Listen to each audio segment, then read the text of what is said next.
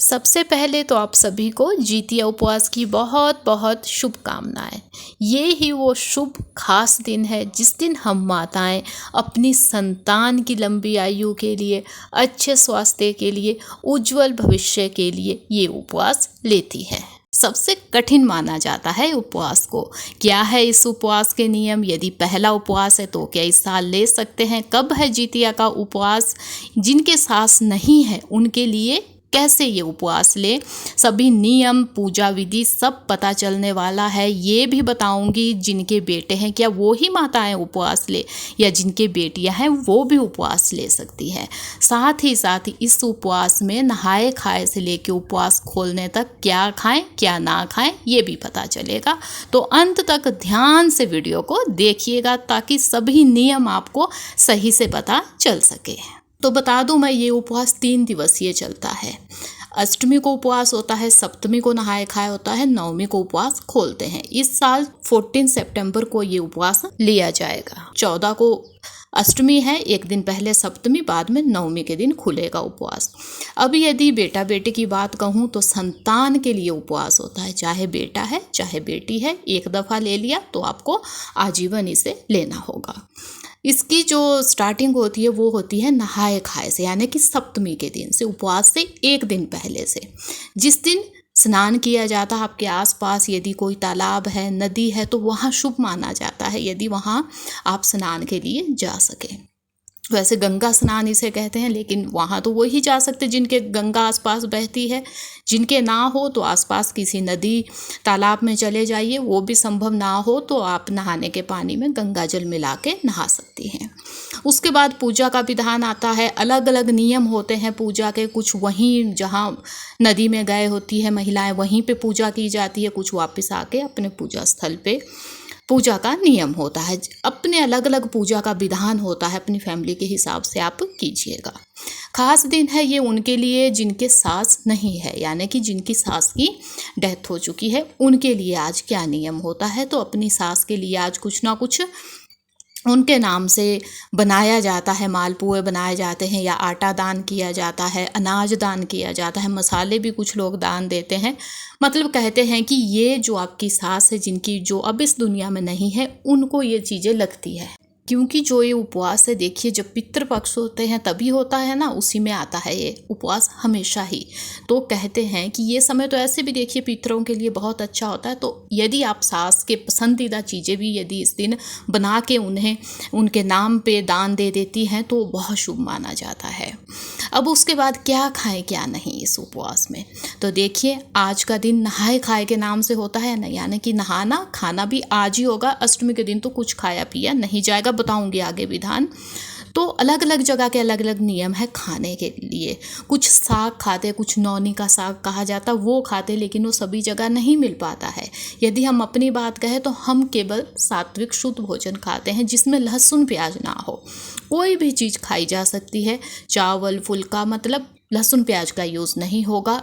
Simple मसालों से बना हुआ सात्विक भोजन खाया जाता है। आप अपने हिसाब से देख लीजिएगा, जो आपके फैमिली में जैसे लेते आए हैं उपवास उस टाइप से लीजिएगा।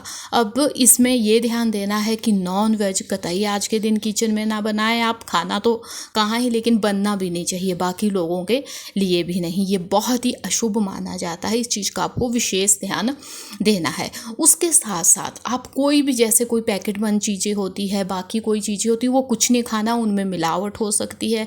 नशे की चीज़ें होती है, चाहे पीने के नशे, खाने के जो भी नशे होते हैं, कोई भी आपको आज का दिन नहीं लेने हैं। साथ ही साथ ये ध्यान दें आप सात्विक ही भोजन खाएं, लेकिन ज़्यादा तला भुना चटपटा भोजन आपको नहीं लेना है। ये उपवास होता है कठिन, 24 घंटों के लिए कम से कम, या 30-35 घंटों का भी होता है। तो ऐसी चीज़ें ना खाएं जिससे आपको प्यास लगे। अब आता है दिन में पूजा का समय या शाम की पूजा का समय। तो इस उपवास की जो पूजा है वो भी विशेष है। इसमें देखिए जो जीमूत वाहन भगवान जी हैं उनकी पूजा तो की जाती है। यदि फ़ोटो है, कोई चीज़ें हैं, उन्हें स्थापित कीजिए आप। साथ में इसमें जो है सियारन, चील, 2 चीज़ें ये भी बनाई जाती है। कुछ लोग मिट्टी से बनाते हैं, कुछ बनी बनाई लाते हैं। इन तीनों की पूजा इस दिन होती है। कई जगह पे गणेश या लक्ष्मी माता की भी पूजा की जाती है। अपने हिसाब से कीजिएगा जैसे आपके नियम है। आज ही ये पूजा हो जाती है। कुछ जगह पे अष्टमी के दिन शाम शाम के टाइम भी ये पूजा होती है। जैसा आपके नियम हो उस ढंग से आप कीजिए। शाम को ही कई जगह पे खाना बना लिया जाता है, अगले दिन चूल्हा नहीं जलता है। आप अपने हिसाब से कीजिएगा।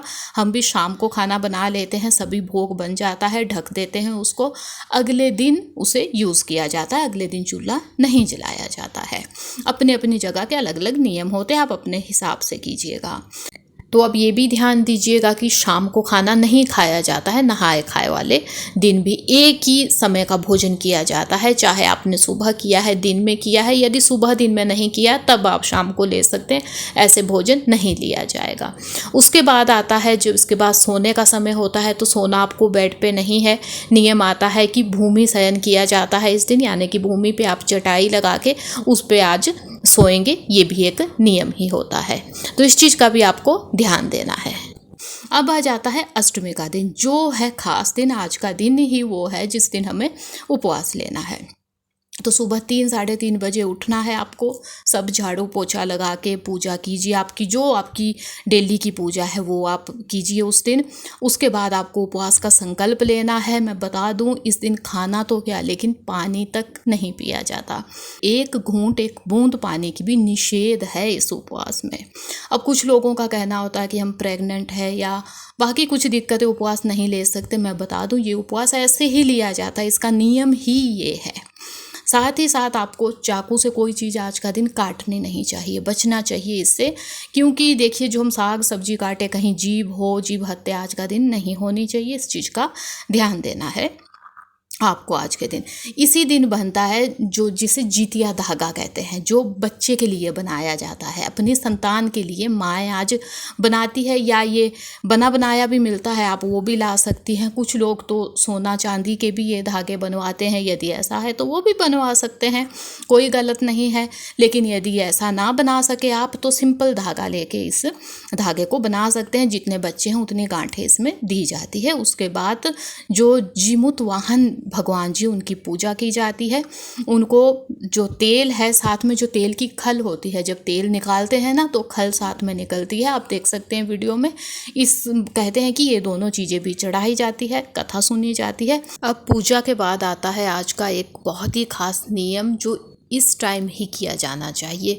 कहते हैं कि उपवास तभी संभव होगा या तभी सफल होगा जब आप ये चीज़ें आज का दिन की जाएगी। तो उसमें क्या होगा, जो हमने खाना सप्तमी के दिन बना दिया था या आप अष्टमी को बनाते, भोग जो बनाया है, वो जो आपके मकान है आपका, उसकी छत पे, या छत नहीं है तो आप देखिए, होता है ना कभी फ्लैट में होते हैं हम लोग, तो जो आगे आपके छज्जा है उस पर जैसा भी संभव हो सके आपके, वहाँ पे जो भोग बना है वो सभी दिशाओं में भोग दिया जाता है। ये माना जाता है कि ये भोग जो चील है, सियारन है, या जो भगवान जी है या गणपति या लक्ष्मी जिनके नाम से देते हैं, वो ये भोग उनको लगाया जाता है। ऐसी कामना की जाती है कि वो लोग इस भोग को खाएंगे। तो ये भी एक नियम इसमें आता है, तो ये भी आपको भूलना नहीं है आज का दिन।